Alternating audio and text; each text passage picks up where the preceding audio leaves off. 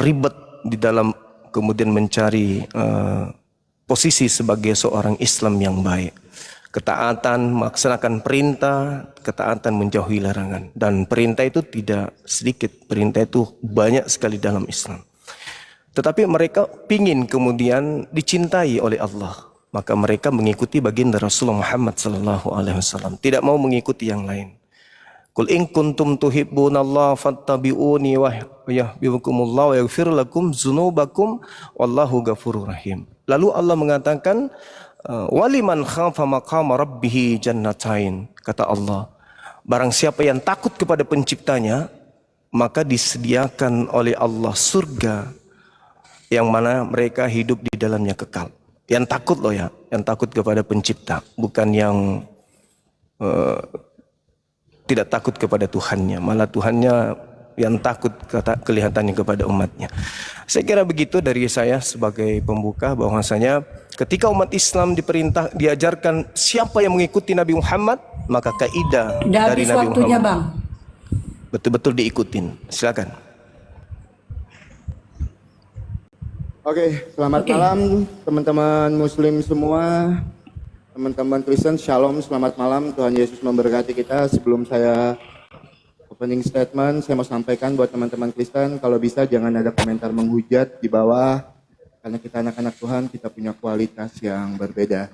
Nah, kalau kita bicara tentang konsep keselamatan, di dalam iman Kristen itu jelas sekali, ketika kita ingin selamat, maka kita percaya kalau Tuhan Yesus itu adalah Tuhan dan Juru Selamat. Di dalam Roma 10 ayat yang ke-9, jika dengan mulutmu kamu mengaku bahwa Yesus adalah Tuhan, dan Allah telah membangkitkan dia dari antara orang mati, maka kamu akan diselamatkan. Tapi tidak berhenti di situ. Karena apa? Iman tanpa perbuatan hakikatnya mati di dalam Yakobus.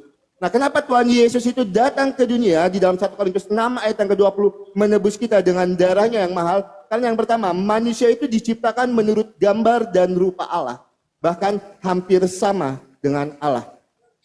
Yang diselamatkan adalah manusia yang diciptakan menurut gambar dan rupa Allah. Bahkan hampir sama dengan Allah. Nah, yang menyelamatkan harus manusia.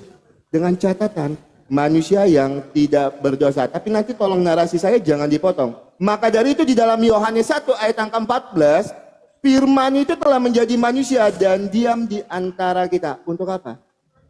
Untuk menebus kita sebagai orang yang berdosa. Nah, kalau kita bicara juga tentang keselamatan, upah dosa ialah maut. Di dalam Roma 6 ayat yang ke-23. Karena kehidupan daging ada di dalam darah, maka orang-orang berdosa hanya mungkin diperdamaikan dengan Tuhan lewat penumpahan darah. Di dalam Imamat 17 ayat yang ke-11. Jadi pengorbanan yang dilakukan dalam perjanjian lama disempurnakan oleh Tuhan Yesus Kristus di dalam Yohanes 1 ayat yang ke-29. Jadi kalau kita bicara tentang konsep keselamatan di dalam iman Kristen jelas sekali. Ketika kita ingin selamat, maka kita harus percaya kalau Tuhan Yesus itu adalah Tuhan dan Juru Selamat. Tapi tidak berhenti di situ. Karena apa? Iman tanpa perbuatan hakikatnya mati. Di dalam Yakobus. Nah, cuma Tuhan Yesus satu-satunya yang berani bilang dari semua pemuka agama, dari semua nabi yang pernah ada, cuma Tuhan Yesus yang berani bilang, Yohanes 3 ayat yang ke-16, karena begitu besar kasih Allah akan dunia ini, sehingga ia mengaruniakan anaknya yang tunggal, supaya setiap orang yang percaya itu tidak binasa, melainkan beroleh hidup yang kekal. Jadi keselamatan itu semata-mata karena kasih Tuhan terhadap kita. Yohanes 14 ayat yang ke-6, akulah jalan kebenaran dan hidup, tidak ada seorang pun yang dapat sampai kepada Bapa kalau tidak melalui aku. Waktunya habis. Oke, izin itu sebentar itu mungkin Ya. untuk Bang Zuma sama Adinda Oki ya. Untuk narasinya mungkin kata-kata MATI itu dipelintir dengan kata-kata lain mungkin ya. Karena kan ini TikTok ini agak sensitif di 2000. Ya bun-bun aja. Metong boleh atau kata lain. Kalau enggak nanti kita rungkat ini. Oke, lanjut Bang Go. Ya, minta maaf. Baru ya, ini kata-kata BODOH tidak boleh disebut. Harus longor lah gitu. Ya. Terus. Oke, lanjut Bang Cuma. Iya, baik. Jadi sangat menarik yang disampaikan oleh saudara panggilannya Oki ya.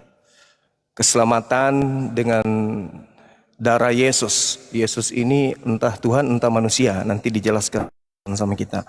Tapi di dalam pengajaran Bani Israel tidak ada keselamatan itu dengan menggunakan tumbal manusia. Itu dulu.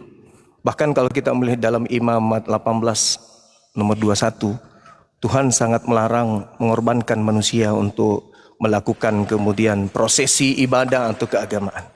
Nah, kalau ada tadi dia mengatakan bahwa iman tanpa perbuatan adalah buta, lalu bagaimana dengan iman tanpa akal? Apa akibatnya kalau iman tanpa akal? Cuman iman itu, percaya itu. Siapa yang berkata dengan mulutnya Yesus itu adalah Tuhan, maka dia akan diselamatkan. Ya, itu cuman iman. Tapi kalau tanpa akal, bukankah Yesus mengajarkan bahwa mengasihi Tuhan itu kudu wajib menggunakan akal? Makanya di dalam Al-Quran itu nanti di neraka, kata Allah dalam Al-Quranul Karim, wa qalu law kunna nasma'u aw na'qilu ma kunna fi ashabis sa'ir. Orang yang ada di dalam neraka nanti akan menyesal dan berkata, sekiranya ketika saya hidup di dunia menggunakan akal sehat, tidak mungkin saya menjadi kafir. Tidak mungkin saya menyembah sesama makhluk. Dan tidak mungkin saya berada dalam api neraka. Oleh karena itulah kemudian ketika di Islam berbicara mengenai keselamatan, maka keselamatan itu harus bersumber dari Allah yang mengatakan. Ketika mengutus Nabi Muhammad, maka Nabi Muhammad yang harus mengatakan, bukan oknum lain. Nabi Muhammad sendiri yang harus mengatakan bahwasanya keselamatan itu harus berasal dari Allah dan disampaikan kepada Nabiullah Muhammad SAW, kemudian beliau yang mengatakan itu kepada kaumnya. Makanya tadi dikatakan kul in kuntum tuhibbunallah fattabi'uni yuhibbukumullah wa yaghfir lakum dzunubakum wallahu ghafurur rahim. Nabi Muhammad yang menyampaikan, jika engkau ingin dicintai oleh pencipta langit dan bumi, ingin dosa-dosamu diampuni oleh pencipta langit dan bumi, maka ikutilah aku. Maka Nabi Muhammad diikuti. Ketika mereka beribadah, kami ikuti ibadahnya. Ketika beliau Islam, kami ikuti Islamnya. Beliau mengajarkan dinul Islam, maka kami umatnya mengikuti tersebut. Nah, ini ada agama Kristen. Menyembah Yesus, korbannya adalah manusia, ibadahnya minggu, tempat ibadahnya gereja. Itu yang menjamin keselamatan itu siapa? Ini perlu. Kalau di umat Islam itu kan jaminannya sudah jelas. Kada aflahal mu'minun. Beruntunglah orang-orang yang beriman. Orang-orang yang mukmin. Beruntung orang-orang yang mukmin. Nah, ada enggak di dalam Bible beruntunglah orang-orang Kristen? Tidak ada. Jadi keselamatan ini dari mana? Diterima dari mana keselamatannya? Dari Paulus mungkin. Kalau dari Yesus tidak ada dalil untuk Kristen dari Yesus. Bang, habis Demikian. waktunya bang. Oke, saya tanggapi dulu apa yang menjadi narasi Bang Juma. Yesus itu Tuhan atau manusia? Ya, Tuhan Yesus itu adalah sepenuhnya manusia dan sepenuhnya Allah. Jadi Tuhan Yesus itu adalah Sang Firman yang mengambil rupa manusia. Di dalam Yohanes 1 ayat 14, Firman itu telah menjadi manusia dan diam di antara kita. Untuk apa? Untuk menghapus kita dari kutuk dosa. Maka di dalam 1 Korintus 6 ayat yang ke-20 tadi yang saya sampaikan, Tuhan Yesus menebus kita dengan darahnya yang mahal. Ya, pengorbanan yang dilakukan dalam perjanjian lama disempurnakan di dalam Yesus Kristus. Ayatnya Yohanes 1 ayat yang ke-29. Pada keesokan harinya Yohanes melihat Yesus datang kepadanya. Ia berkata, lihatlah anak domba Allah menghapus dosa manusia. Jadi kalau kita mau selamat, jelas sekali Roma 10 ayat yang ke-9. Jika dengan mulutmu kamu mengaku bahwa Yesus adalah Tuhan dan Allah telah membangkitkan dia dari antara orang mati, maka kamu akan diselamatkan. Karena seperti yang saya bawakan tadi, Yohanes 14 ayat yang ke-6, cuma Tuhan Yesus satu-satunya jalan kebenaran dan hidup. Tidak ada seorang pun yang dapat sampai kepada Bapa kalau tidak melalui aku. Nah, saya mau bertanya sedikit ya dengan Bang Juma. Apakah jaminan keselamatan di dalam iman Bang Juma itu ketika kita mengikuti Nabi Muhammad? Saya minta data dan dalilnya dulu nanti, karena saya tadi nggak dengar data yang disampaikan Bang Juma. Itu yang pertama. Dan yang kedua, apakah semua muslim itu dipastikan akan selamat ketika dia mengikuti Nabi Muhammad? Ya, jadi dua pertanyaan saya dulu dengan Bang Juma. saya tambahkan lagi karena masih ada waktu 1 menit. Jadi gini ya teman-teman ya. Ketika kita mau selamat, Tuhan itu memberikan kita kepastian akan hidup yang kekal. Bagi mereka yang akan menerima dan menerima Tuhan Yesus sebagai keselamatan yang telah disediakan di dalam 1 Yohanes 5 ayat yang ke-11 sampai dengan 13 jelas sekali. Dan di dalam Yohanes 5 ayat yang ke-24, saya bawakan Yohanes 5 ayat yang ke-24.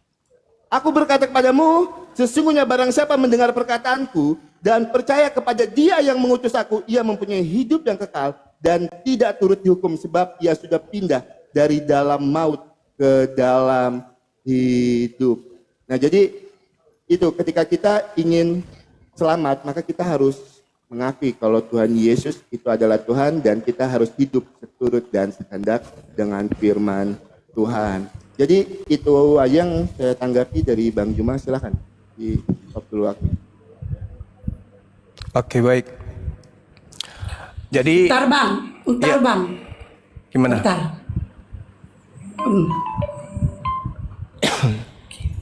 Oke, silakan bang. Baik, jadi Nabi Muhammad SAW menyampaikan waman azlamu mimman iftara 'alallahil kadhiba wa huwa yud'a ilal Islam. Siapakah orang zalim ini? Bukankah mereka yang mengada-adakan kebohongan terhadap Allah padahal dia sudah didatangkan kemudian Islam kepadanya? Nah, kalau ada pertanyaan, apakah orang yang mengikuti Nabi Muhammad dijamin masuk surga? Yes. Tadi saya sudah bacakan ayatnya. Ali Imran ayat 31. Dicintai oleh pencipta langit dan bumi tidak mungkin disimpan di neraka. Dosa-dosa dihapuskan oleh pencipta langit dan bumi tidak mungkin disimpan di neraka. Jaminannya di dalam Al-Quran, Al-Mu'minun kada aflahal mu'minun. Beruntunglah orang-orang mukmin. Alladzina hum fi salatihim khashi'un. Yaitu mereka yang melaksanakan salat. Apa yang diberikan oleh Allah ketika orang Islam itu melaksanakan salat? Alladzina yarithunal firdaus. Jelas itu. Jaminan firdaus. Hum fiha khalidun. Al-Mu'minun ayat 10 ayat 11. Orang yang salat mewarisi firdaus. Saya ulang lagi, orang yang salat mewarisi firdaus. Alladzina yarisunal firdaus hum fiha khalidun. Nanti saya akan bertanya, orang yang ibadah minggu tolong tunjukkan jaminan keselamatannya. Di mana dalilnya? Tapi dari Yesus, bukan dari Paulus. Karena Yesus tidak mengenal Paulus.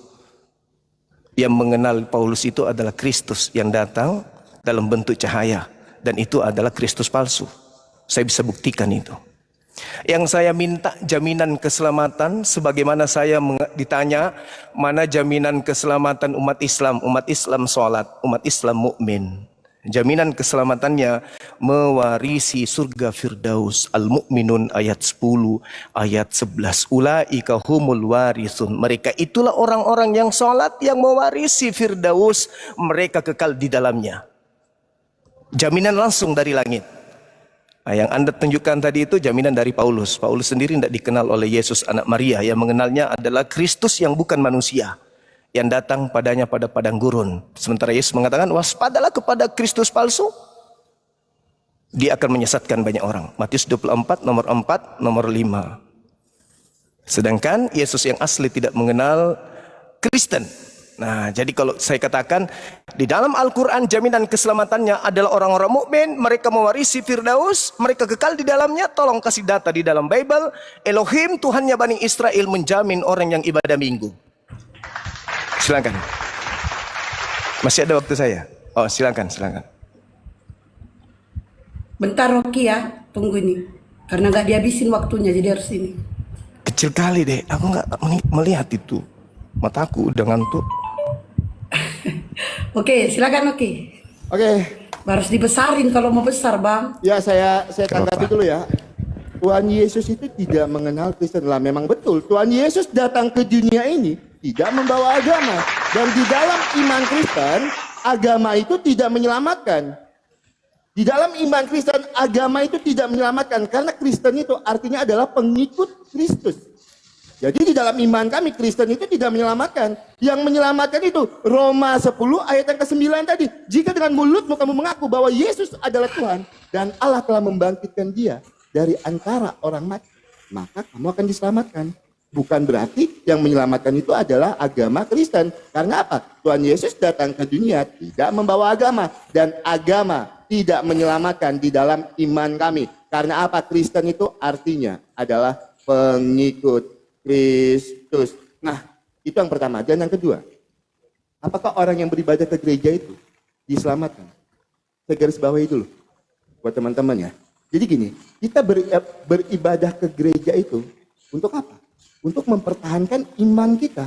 Beribadah ke gereja membantu orang percaya mengingat mempertahankan iman mereka kepada Tuhan. Di mana ayatnya? Ibrani 10 ayat 24 sampai dengan ke 25. Maka ketika kita mengingat Tuhan dengan kita beribadah ke gereja, maka kita akan diselamatkan. Karena apa? Kita mengaku bahwa Yesus itu adalah Tuhan. Kita mengingat kalau Tuhan Yesus pernah mati di kayu salib di dalam 1 Korintus 6 ayat ke-20, menebus kita dengan darahnya yang mahal. Dengan apa? Dengan kita beribadah ke gereja. Itu dua pertanyaan dari Bang Juma. Nah, kalau buka data dipotong waktu atau enggak sih ya? Tapi saya usahakan cepat untuk buka datanya. Ya, tadi Bang Juma Pausekan. menyampaikan. Aku pausekan. Tapi oke, santai aja Ki, gak usah ini kali nadamu. Santai Enggak, aja. aku bukan marah Kak. Emang gimana ya orang diskusi aku emang begitu. Ya mohon maaf ya buat teman-teman Islam ya. Aku enggak marah sama Bang Juma apalagi. Saya bukan siapa-siapa. Untuk Bang Juma enggak ada kapasitas saya untuk marah dengan Bang Juma ya. Tapi memang nada saya ketika berdiskusi seperti itu. Iya, semangat. Gitu, Silakan. Oke, ini aku pausekan sambil nunggu Ya, datang. jadi Bang Juma tadi bilang kalau orang yang mengikuti Nabi Muhammad itu pasti akan masuk surga. Ya, saya akan bukakan di dalam Quran Bang Juma dulu. Saya tidak menafsirkan ya teman-teman ya. Oke, mulai jalan ya waktu. Ya, di dalam surat ke-46 ayat yang ke-9. Surat 46 ayat yang ke-9.